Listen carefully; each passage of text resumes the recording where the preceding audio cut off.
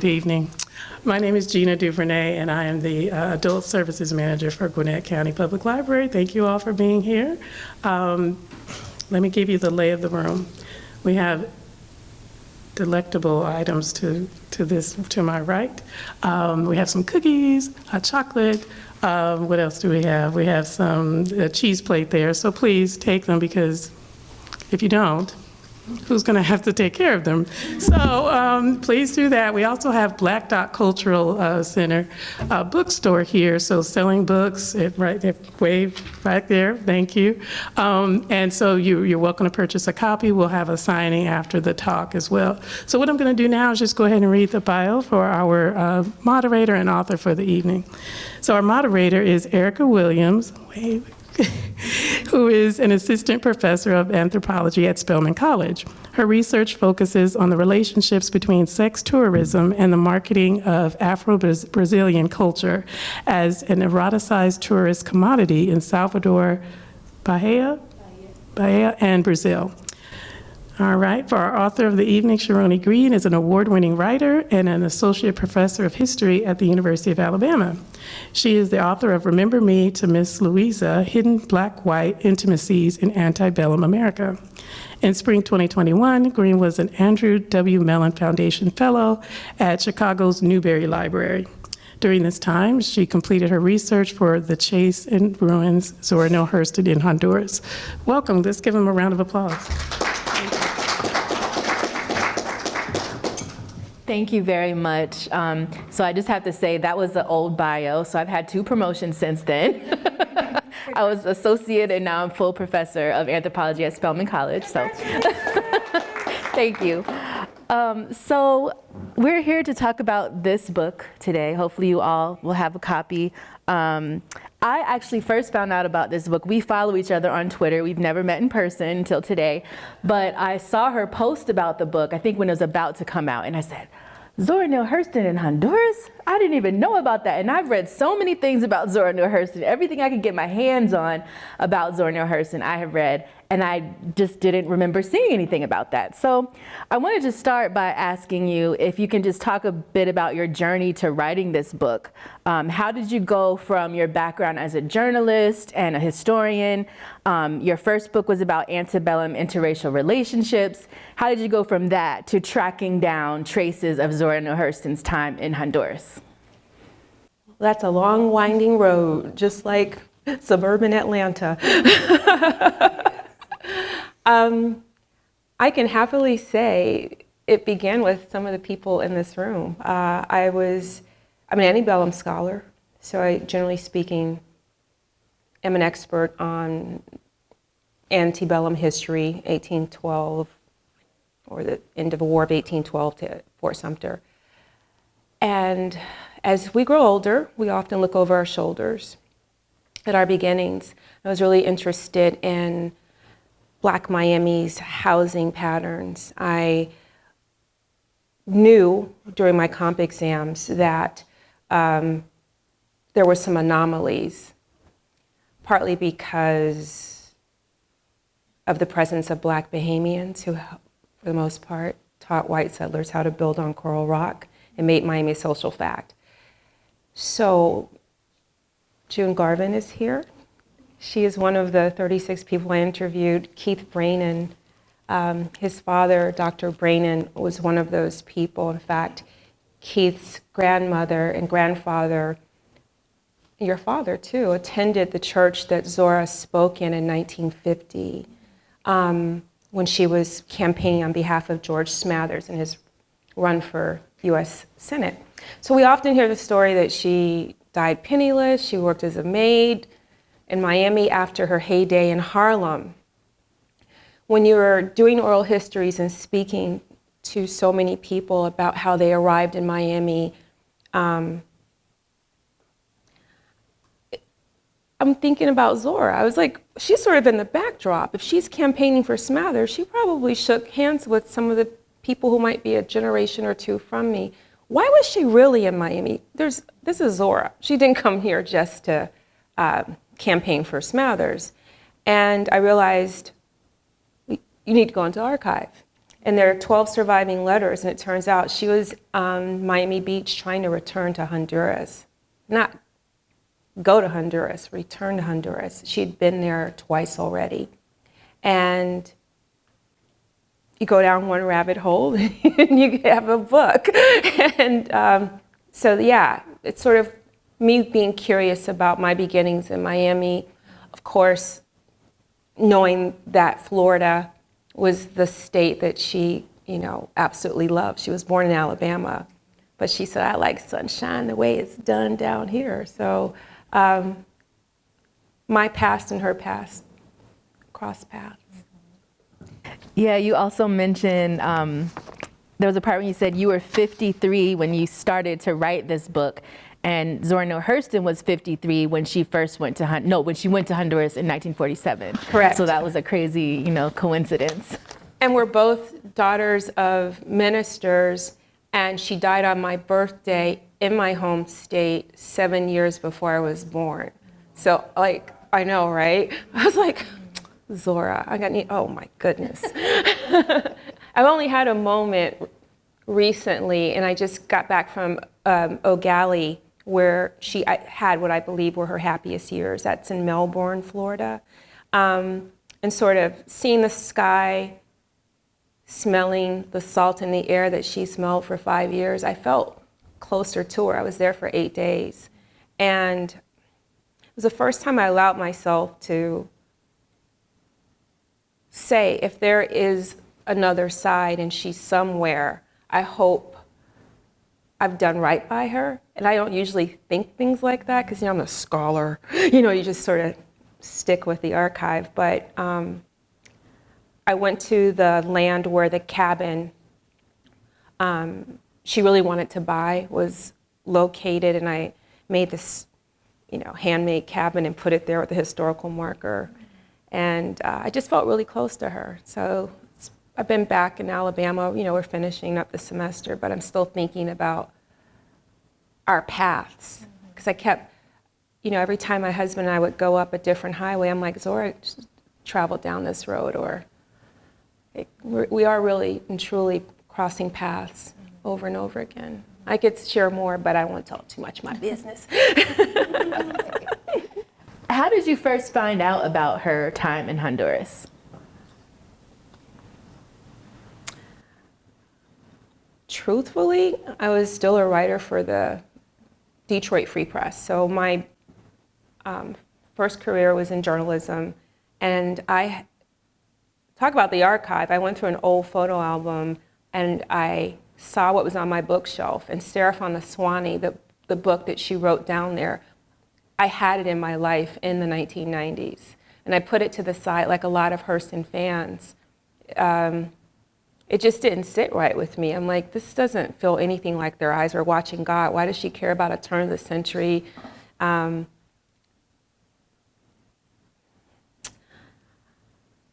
don't even know how to describe Arve because Alice Walker said she's a woman for whom it's impossible to care. But she's a turn of the century, very self-centered Southern white woman, and Zora wanted to recover her life. And she got a lot of flack for it. At the time this book was published, Black people weren't supposed to be writing about white folks, and Zora belonged to the world, and she didn't meet a stranger, so she knew Arve. She knew Arve. So when you read the,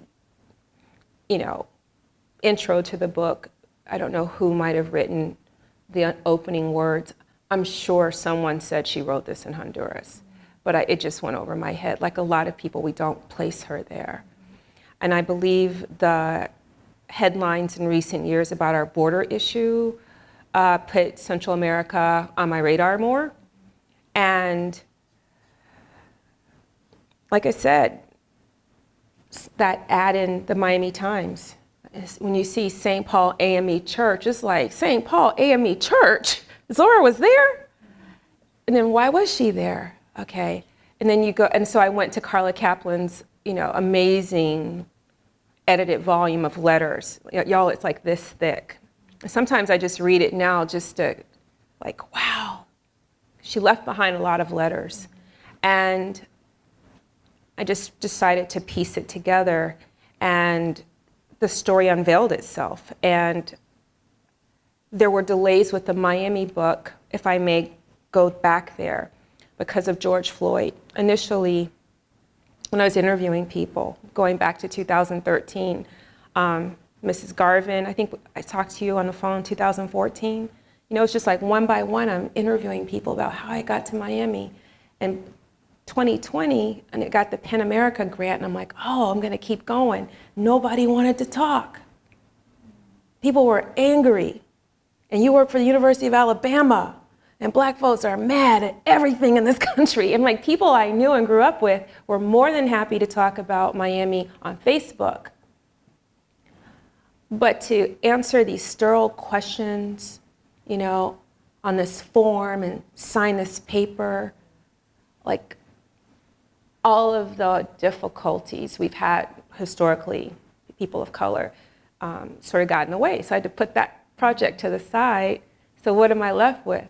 Zora, I'm gonna go back here. And so I had the letters, and I went back. And another hiccup with the Miami book is that it's been peer reviewed easily. Oh my goodness, I won't say how many times, but it's been peer reviewed a lot. A lot of peer reviewers they couldn't accept the housing story that was unveiling itself, some of them, because I was bringing Zora into the narrative, football into the narrative. You know, Florida is a state to which coaches go to recruit football players.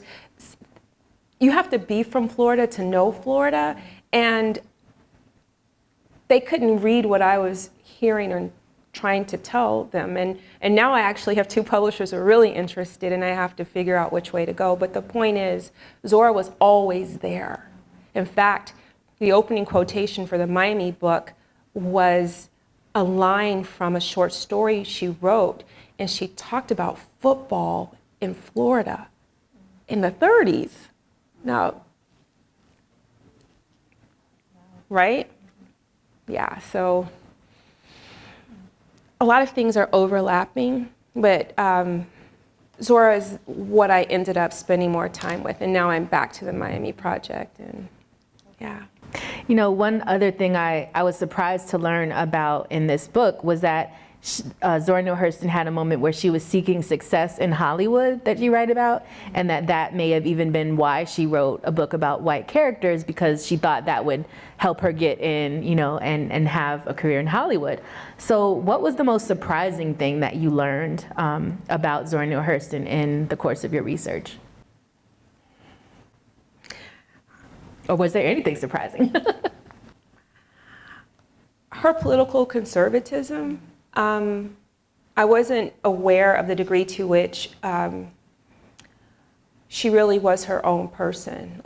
When many African Americans moved over to the Democrats during the New Deal era, she remained part of Lincoln's Republican Party.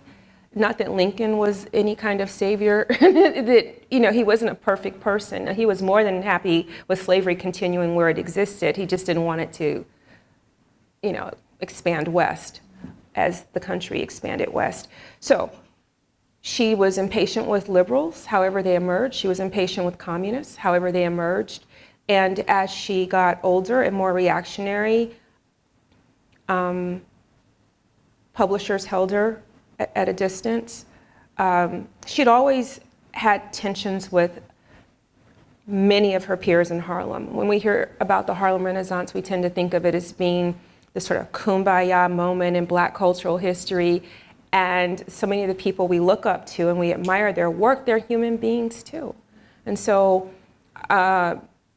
whether it's Langston Hughes talking to Arna Bontemps or Richard Wright, I mean, they all had beef with Zora because she was her own person.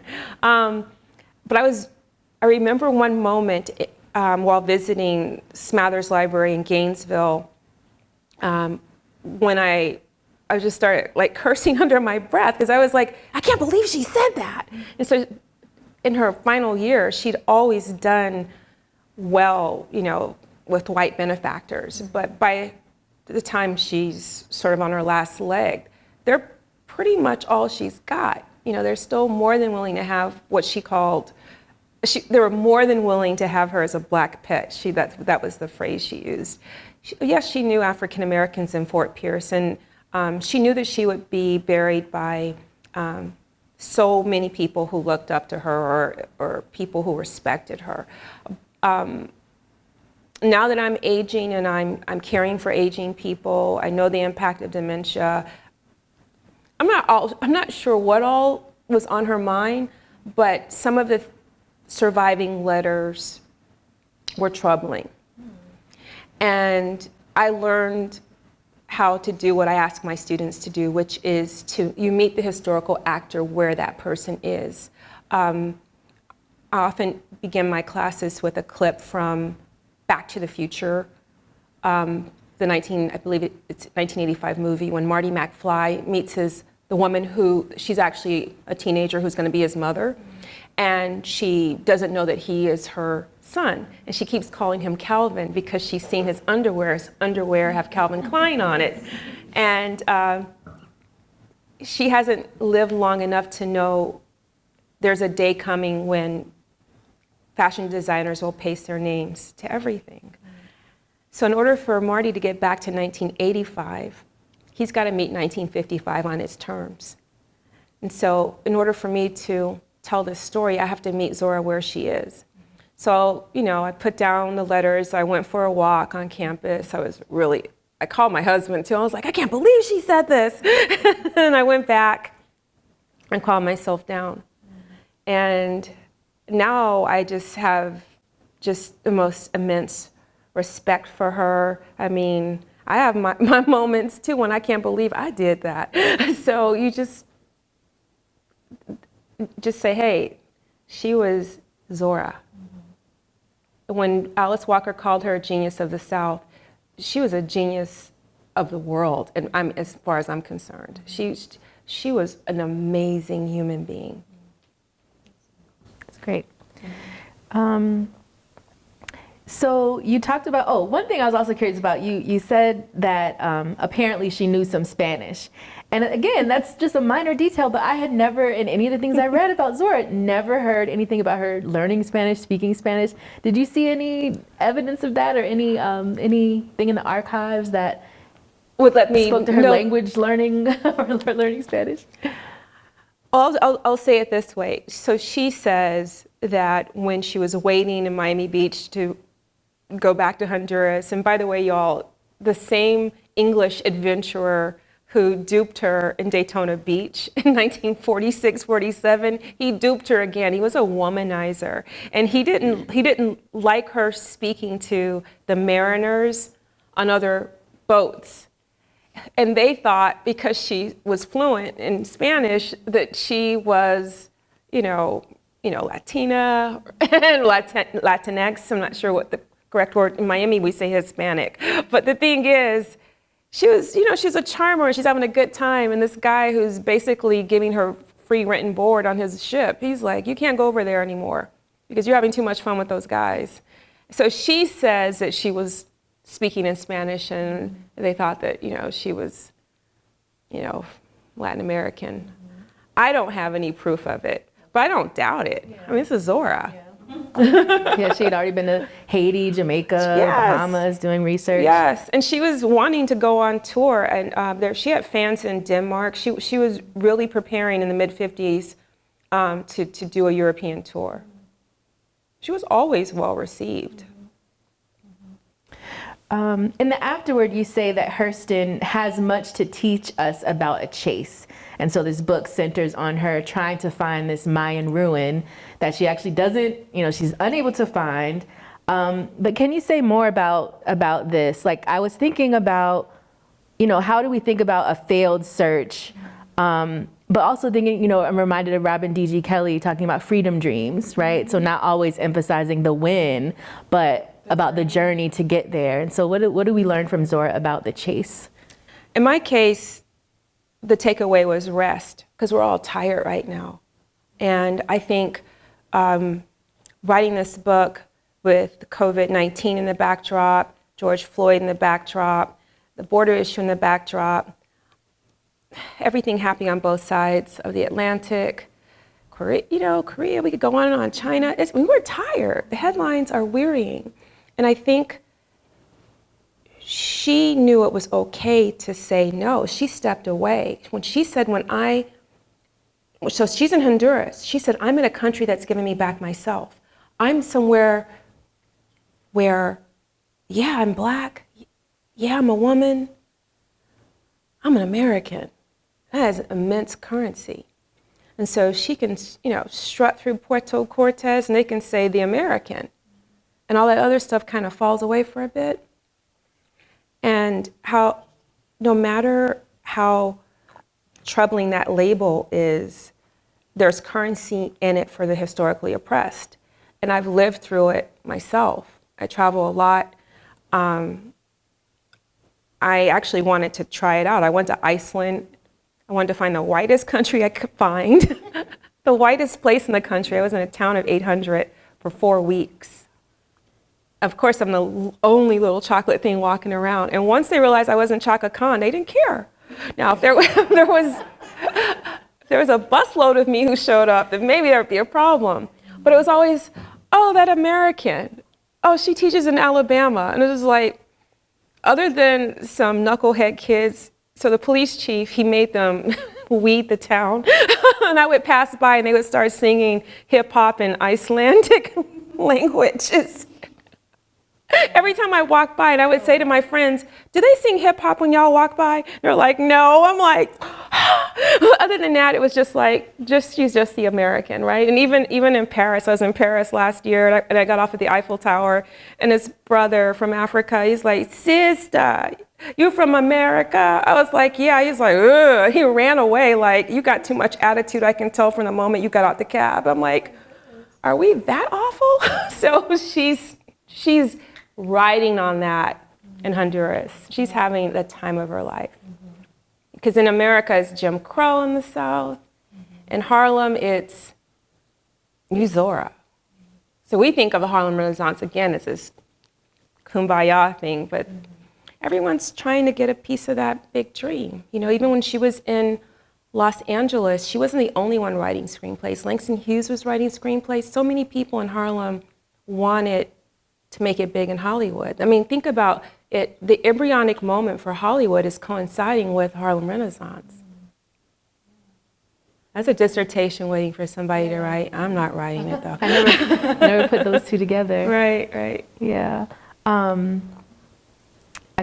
was traveling. I kind of lost my train of thought for a minute, but the takeaway is it's okay to rest, and that's what I keep telling myself. It's okay to rest. The chase is fine, but it's okay to rest. She had to make herself leave this country to rest, And I got an email last night from someone who I met in Oak Alley, and it was this long email, okay, and here are some people who knew Zora when she lived in this town, and then you can look here. I'm like, please give that to the next Hurston scholar, specialist. I'm done.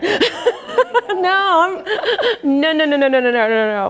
I'm sewing, I'm painting, I'm dealing with my students, I'm about service right now and rest, self-care. That's good. Yeah, I love in the afterword you said, I truly believe that by the 1940s, Hurston needed that rest, and her time in Honduras was one of the many ways she tried to secure it. Yes. I love that last line. Yes. And it also reminds me, a new area of research that I'm trying to get into is doing research on Black expatriates, like the whole Black Sit movement. On Facebook, there's so many groups of Black people who have just left the U.S. Yes. and they're living in Mexico, Portugal, Colombia, Thailand, like all over. And they're, it's really, I think there's something. Lorraine Hansberry, she was in Mexico. Yes. I mean, we tend to focus on, France or Germany, W.E.B. Du Bois, but a lot of folks stayed in the Americas.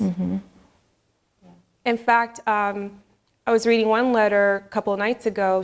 Hurston, when she was trying to buy that land in Oak Alley, present-day Melbourne, Florida, she said Hemingway told her to buy where he bought in Cuba. So she's in that orbit. Like, you don't have to go all the way over to Europe to say goodbye to Jim Crow. You could just cross the border around here. And so she had that kind of vision for herself. Yeah. And I just remember Langston Hughes also went to, was it Puerto Rico? And he connected with Nicolas Guillen there. And so He there went was to a Russia, lot of, too. yeah, yeah. But I think you're right, the Latin American, the Central and South American kind of connection is often overlooked. People often focus on the travels to Europe and things like that. So what are your hopes for this book as it moves through the world? I know it's like when you birth a book, it's like having a baby, and now when it's out of your hands, you don't know how it's going to circulate through the world, how people are going to take it up. What are your hopes for it? That's a good question. I hope, with present day headlines in view, that we don't make Honduras feel so far away. I felt like I didn't master any body of literature, but I had to definitely delve into Mayan history, Honduran post-war history, Latin American history, so all these different things. So my third field is transnationalism, focusing on the Caribbean rim, so Honduras is a part of that. But I hadn't really thought much about the comp exams, since I graduated 2013, so I had to delve back into it. But yeah, and I say it in the book, when we think about Honduras, we go, it's down there. But when you think about someone walking, I think early on in the book I say, you might be driving, how many hours was it? Easily 3 days trying to get to Los Angeles. Imagine someone walking. Okay? And then you think about all the separation and the loss and children being separated from their parents, not just on our border, just a lot of pain. I think it's important for us to, maybe it's always been this way, know that we don't live on this planet alone. We share it with other people and people who are hurting. And at some point, we need to really feel that hurt too. We need to empathize because we're holding a lot in right now. I'm not a psychiatrist, I'm not a psychologist, but you just look how people driving. They're taking it out on each other on the roads, right? And I ate at, you guys have so many beautiful restaurants here. It was Bonefish earlier today, and the server and I, we didn't talk a lot, but when we said goodbye, she said, thank you for coming in. And I think we really saw each other. It takes a lot of work to see someone. And I hope that book, I'm not preachy in it, but, kind of know when someone's in pain, or at least be interested in it. I did write a screenplay, because that's one of the things I do on the side, because as I was telling one of our friends here with the cameras, my undergraduate degree was in broadcast journalism. In fact, Lauren Garvin, who's here, my sorority sister, we were in newspaper class together at American High in Miami. And so I was an undergraduate with a camera in my hand, writing screenplays. And again, as you approach the 60th, 70th year, you're looking over your shoulders like, what else haven't I done yet? And I really think I'm a storyteller. So in the screenplay, I have a Honduran woman who actually meets not only Hurston, but Lisa Left Eye Lopez. I think we haven't really mourned the loss of Lisa Left Eye Lopez, who died in Honduras in 2002. And she and Zora went down there trying to get away from a lot. And it feels like a stretch to bring these two very different people together, hip hop performer in our modern day. But when you talk about Black woman's pain, it's not that much of a stretch. So it was very easy to write that. And maybe one day I'll have an opportunity to do a short, receiving inspiration from that screenplay. I met someone from Honduras who heard me speak at University of Miami, a couple of months ago. And he came up to me afterwards and he thanked me. He said he felt like I took him home. And that was the biggest compliment, because I couldn't travel to Honduras. That's what we haven't talked about, because of the pandemic, right? And now when I want to go, I don't want the tourist experience. So he said, if you ever want to go, I'll be happy to take you to my home. And I was like, yes, I don't want any tourist moment. Yeah. Well, I think we're nearing Q&A, so I'll just ask one last question, then we could open it up for questions from the audience. But speaking of you've written a screenplay. I noticed you also published a children's book recently, Yes. Aunt Better's Day Work, in October, just last month. Yes. And so what's next for you as a researcher? Rest. Truly, I'm tired. Yeah, I have the public history book was just signed with Routledge, and it went through copy edit, so that's coming out. And just an aside, this is a book that came into being because we're on Twitter all the time. And an editor in London, while I was teaching in our Alabama at Oxford program, she said, could you write a book on how you teach in Alabama? Because I often use Tuscaloosa as a lab. Because like, why just read history in books when all these antebellum mansions and whatnot are around us? And I said, what? She said, just basically a memoir. And I was like, are you serious? I'm not a public historian. She says, just write it. So I wrote that. So that's coming out. And then the Miami book, again, it's with 2 different publishers right now. And I'm tired. I'll tell you what I love doing. This is what I did in Ogali. I want to say Ogali, but it's Ogali. I love making things with my hands and meeting people and finding out how much so many different people love history. And I feel like I'm still a historian, but my classroom is just, say, at an arts festival. And, keep teaching, but make time for self-care. Because now that I'm taking care of aging, ill relatives, I'm realizing how quickly it all goes. And I want to stop and enjoy some of the time I have left on this planet. That's so important. I want to thank you both. Yes. Thank you. Yes, if there are any questions, I don't think anyone's going to need the mic. Just, go for it if you have any questions. Yes. So I know how creative you are in so many different areas of the arts. So many just kind of bursts from your pores. Dance and visual arts and writing and so many things that you do. I wonder, I haven't had the pleasure of sitting in on your course, but I wonder, like, how does all of your creativity kind of emerge or pop out when you're kind of focused in as a historian, where there's so many different kind of rules of the game? How do you manage to corral all of your creative instincts and maybe have it come out when you're doing your historical work or you're teaching your class? That's a great question, Nick. I don't think about it, I just do it. Unfortunately, in my department at the University of Alabama, I've had 2 chairs who figured out just leave her alone and let her be herself. And that is exactly what my doctoral advisor, David Roediger, said. He said,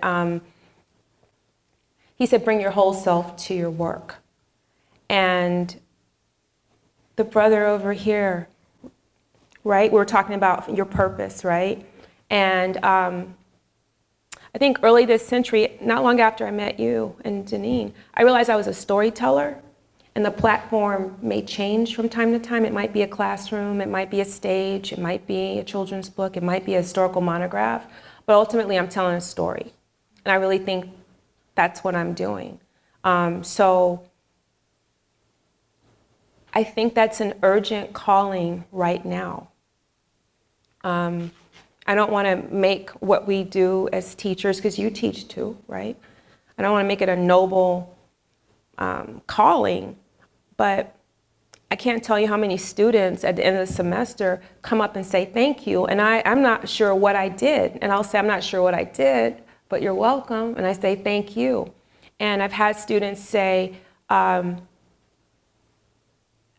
this is a class I want to be in because I leave this class and I feel like I can get through the week.